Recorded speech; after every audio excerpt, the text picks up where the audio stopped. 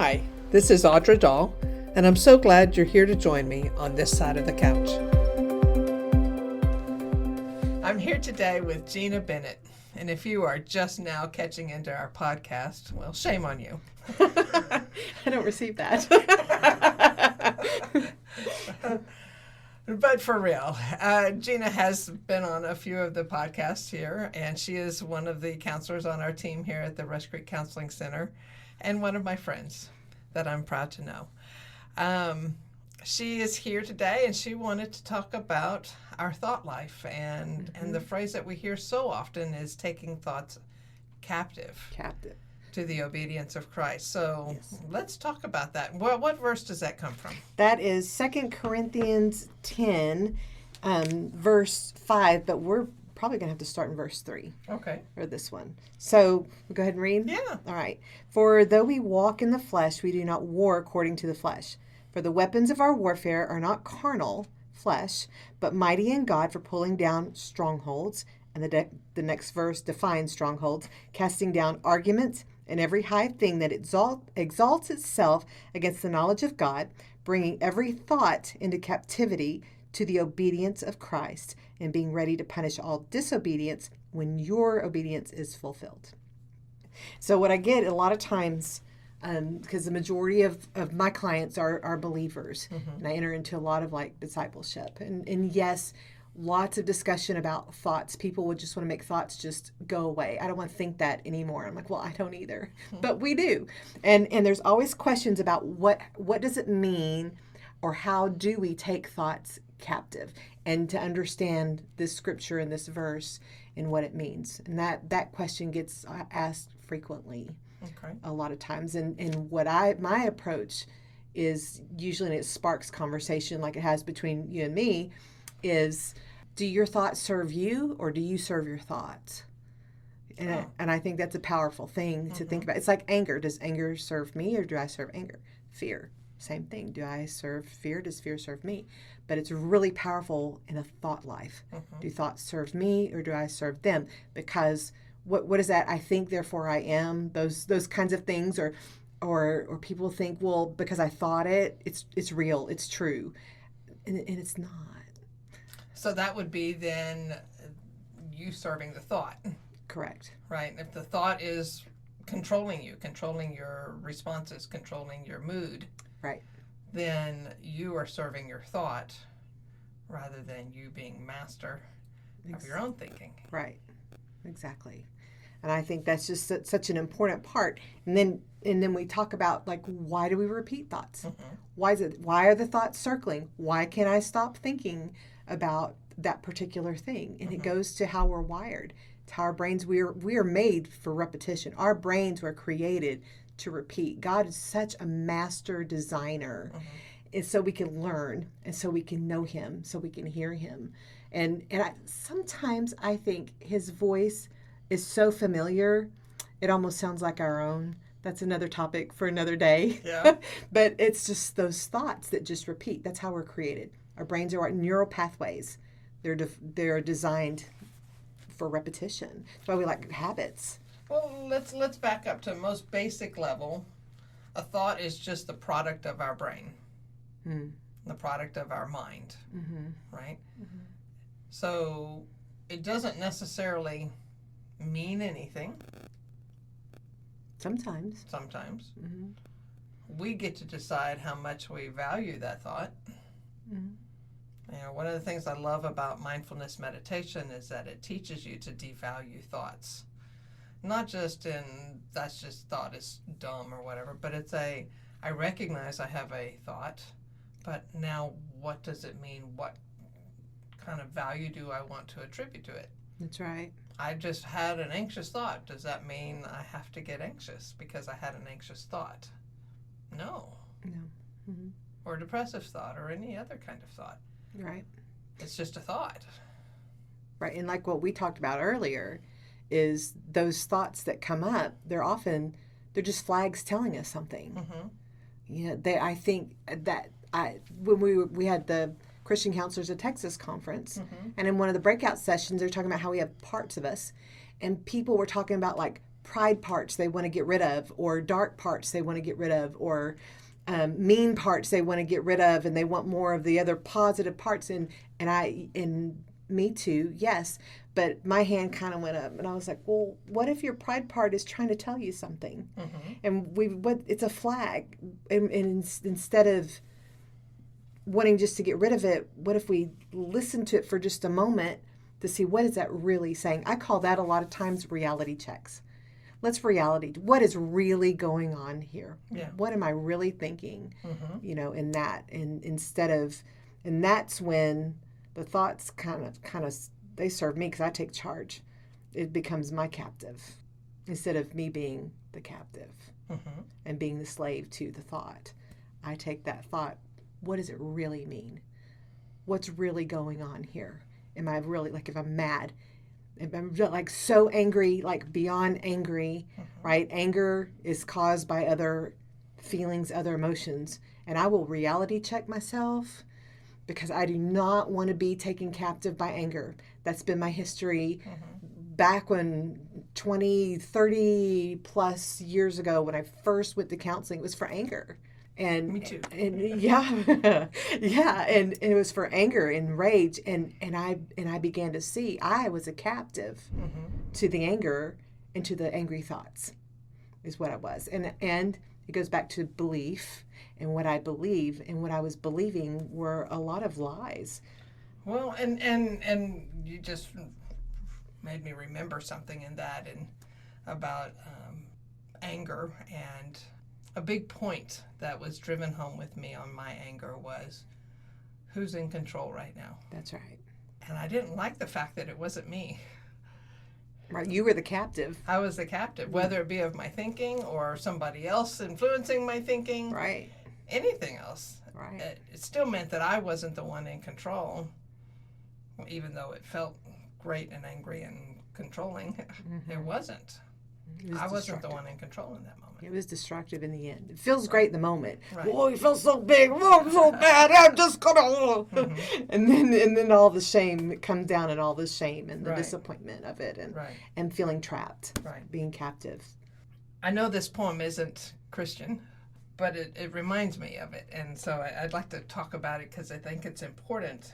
It's the Invictus poem. Oh, I love it. Right? Yeah, yeah. And it says it's by William Ernest Henley, and I learned about this poem from the movie Invictus, which was about Nelson Mandela, and he used this poem as a way to get through all those years in prison, right? Right.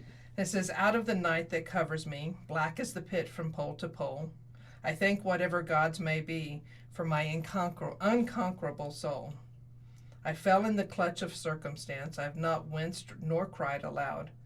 Under the bludgeonings of chance, my head is bloody, but unbowed. Beyond this place of wrath and tears looms the horror of the shade, and yet the menace of these years finds and shall find me unafraid. It matters not how strait the gate, how charged with punishments the scroll. I am the master of my fate. I am the captain of my soul. Wow. And then soul being mind, will and emotions. Yeah. I'm the captain of that. Right. Hopefully it's infused with the Holy Spirit. Right. But ultimately, that's even under my surrendering of my will and my soul. Because it's our responsibility. It is my responsibility to take care of my thoughts. Right. That is my personal, I always say our emotional well-being. My emotional well-being is mine and no one else's. I am responsible for that. No one else can do it. My thought life is my responsibility. My mind, my will, my emotions. It's my responsibility. It's each of our responsibilities individually. Yeah. How do you start working with people in your office that are just held captive by their thoughts? They're not holding the thoughts captive. They're held captive by the thoughts, and need to be freed from that. How do you start working on that? So what I like to do is I like to begin to explain that their thoughts are just not well, they can be random. I was going to say, they're not just some random thing that flits across our head, but sometimes they are. But our thoughts, they're physiological. Our thoughts, I mean, there's actual body processes in our brain that's firing off. It's not some vapor through our head. They're actual biological things going on. Right. And I do like to explain, like, the neural pathway, how we were created for the repetition and why the thoughts get stuck, or the belief systems get stuck that bring the thoughts that keep repeating, and to explain that their body is doing something, that they're not just cuckoo for Cocoa Puffs, that they really have something going on. And I like to explain the neural pathways like this. So start out with something simple of our morning routine of getting dressed. We have a certain routine and we go about it. But if we get coffee when we normally don't get coffee, I'll come back and like, oh, did I take that pill? Or, oh, did I put on that deodorant? Or whatever when I get because I kind of went off the path. So I explain neural pathways like this. That it starts out like a cow path. You ever look down a pasture and you see like the little trails where the cows go from the same little path from the barn to the watering hole? Well, I call it a cow path, right? But they're easy. But the cows, if they go somewhere else, it grows up really easily, right? So, but if you keep doing that, it becomes more like a state park trail, like a hiking or biking. Like it's there, it's kind of not, it's there, but you can see it, it's there. Yeah. But you keep having that thought or doing that thing, then it becomes like a dirt road, a little bit more permanent, 2-lane. You keep doing that thing, paved 2-lane road. Keep thinking that thing, it becomes a 4-lane paved road. Eventually, you've got an 8-lane toll road, right? And that's how the neural pathways are formed for our repetition. And that's why it's so uncomfortable when we go off the path. And it's so hard sometimes to change the thinking because it's so set. Right. And that's powerful. And that's how we're created, is to have that. Yeah, it's like having to drive out of the ruts of a dirt road. Exactly. Yeah. That's exactly right. And so I begin there to let them know you are so not crazy because your body is doing what it's supposed to do, right? But the good news is it doesn't have to stay there, right? And understanding like people who are believers, that's the majority of my clients, and being able to talk about like the strongholds and what exactly a stronghold is, because we get a lot of in church culture demonic strongholds and that kind of language, and it's like it's scary a lot of times, and people are like, what do you mean? Am I demon possessed? No, you're not. So we'll go to that. For though we walk in the flesh, we do not war according to the flesh. For the weapons. Sorry, you might hear some noises in the background, but it's just guys working hard outside this door. That's right. They're good guys too. So, for though we walk in the flesh, we do not war according to the flesh. For the weapons of our warfare are not carnal or fleshy, but mighty in God for pulling down strongholds, which are our thoughts, the arguments, and every high thing that exalts itself over the knowledge of God. And when we're having thoughts that hold us captive, and that's what this is about. Thoughts that hold us captive. Whenever we get off of that, it's not comfortable. It is not, our culture says, if it's not comfortable, don't do it. If that doesn't feel right, then you don't need to do that thing. And I'm saying, if you want to change something, if you want something different, you got to do something different. I need a t-shirt that says that, and I need to wear it to work because my clients come and they say, I hear you in my head saying, if you want something different, you got to do something different. And we do. And we have to be able to be uncomfortable and to begin to embrace thinking something differently. And that's what I want them to understand and understanding this. And also, when someone is, let's say, in a prison and it's dark, or like the analogy, like the cave, and you step out and, it's bright and you have to step back in. It's just not real comfortable. It takes some time to begin to adjust, to begin to change the thoughts. And have that process of not being the captive anymore. Yeah. It's a point of growth. Exactly. And growth is always uncomfortable. Exactly. And it's always risky. That's right. That's right. And it's also taking a look at like what are our influences in our thinking? What are our belief systems that have brought us into this type of thinking? And it goes into exploring that you're not crazy for believing that, because it's either something we believed from a parent or a teacher, or it always starts when we're little, Right. you know, or in an abusive marriage, believing untruths that that came from an abusive marriage that may have reinforced what was told to us, how bad we were when we were kids. I mean, there's just a lot of... Yeah, I told somebody the other day, I said, if the way the lies work that are told to us is if you walk out of the office today and you look at the sky and you go, wow, the sky's really blue, and somebody standing next to you says, no, it's not, it's green, you would go, no, you're wrong, it's blue. And then tomorrow you walk out and you look up at the sky and it's really blue, and you're like, wow, the sky's really blue, and the person next to you goes, no, it's green. And somebody else goes, no, it's green.